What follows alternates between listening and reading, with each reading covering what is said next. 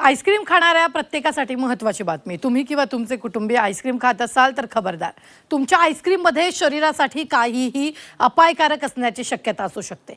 कल्याणमध्ये एका तरुणाच्या आईस्क्रीममध्ये चक्क गांडूळ सदृश किडा आढळलाय. पाहूया. आईस्क्रीम खाताय, खबरदार. आईस्क्रीम मध्ये निघाला गांडूळ सदृश किडा. थंडगार आईस्क्रीम लावेल जीवाला घोर. आईस्क्रीम आवडत नाही असा माणूस शोधून सापडणार नाही. त्यातही उन्हाळ्यात आईस्क्रीमला खूपच मागणी असते. आबालवृद्ध आईस्क्रीमवर तुटून पडलेले दिसतात. उन्हाळ्याच्या दिवसांमध्ये रात्री जेवणानंतर आईस्क्रीम खाणं हे ठरलेलंच असतं. अवीट गोडीची वेगवेगळ्या फ्लेवरची आईस्क्रीम खाताना डोळे मिटून खाऊ नका, कारण तुमच्या आईस्क्रीम मध्ये काहीही असू शकतं. हे आम्ही तुम्हाला सांगतो याचं कारण कल्याणच्या शशांक यादवचा अनुभवही तसाच आहे. शशांकने एका दुकानातून आईस्क्रीमचा कोन विकत घेतला. आईस्क्रीम खात असताना त्याच्या तोंडात काहीतरी वेगळं गेल्यासारखं वाटलं. त्यानं ते नीट न्याहाळलं असता त्याच्या पायाखालची जमीनच सरकली, कारण तोंडात गेलेली आईस्क्रीम मधील ती वस्तू एक किडा होती. गांडुळासारखा दिसणारा तो किडा पाहून भीतीनं शशांकच्या अंगावर अक्षरशः शहारे आले. मैं मतलब खा रहा था, आधा खत्म होने आया तो मेरे मुंह पे आया, तो मैंने ऐसे निकाल के देखा तो केचुआ निकला. किधर है वो? ये हाँ, फोटो जो भेजा था ना वही है। तो इसमें एक्सपायरी डेट नहीं देखा आपने? नहीं, मैं नहीं देखा. अभी इसमें लिखा एक्सपायरी नहीं डेट क्या है उसको? एक्सपायरी डेट है ही नहीं। लिखा ही नहीं है. दुकानदारानं झालेल्या प्रकाराला आपण जबाबदार नसल्याचं सांगत हात वर केले.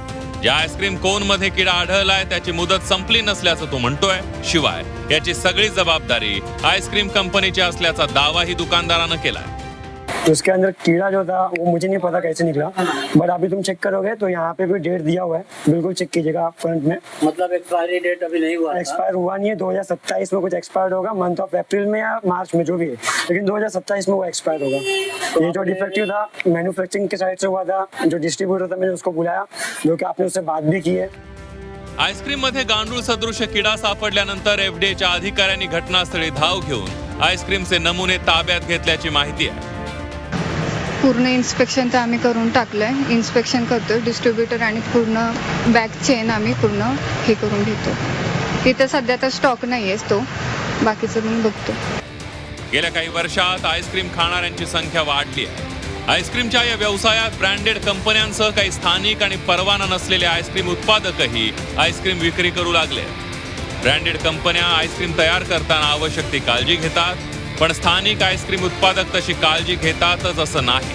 त्यामुळे आईस्क्रीम विकत घेताना ती भेसळयुक्त तर नाही आहे ना, याची खबरदारी घेणं गरजेचं आहे. नामांकित आणि FSSAI परवाना असलेल्या ब्रँडचे आईस्क्रीम निवडा. उघड्यावरचं अस्वच्छ जागी साठवलेलं आईस्क्रीम खाणं टाळा. आईस्क्रीमच्या डब्यावर किंवा कपवर उत्पादनाची आणि समाप्तीची तारीख तपासून घ्या. आईस्क्रीमचा डबा किंवा टब व्यवस्थित सीलबंद नसेल तर ते खरेदी करू नका. आईस्क्रीम दुधापासून बनवलेलं आहे का याची खात्री करा. आईस्क्रीम खाऊन शरीराला गारवा आणि मनाला समाधान लाभत असेल, पण या क्षणिक समाधानासाठी तुमच्या शरीराला मोठी किंमत मोजावी लागू शकते. त्यामुळे आईस्क्रीम खाताना गोड लागलं तरी डोळे बंद करून आईस्क्रीम खाऊ नका. राहा खबरदार. आतिश भोईर, झी 24 तास, कल्याण.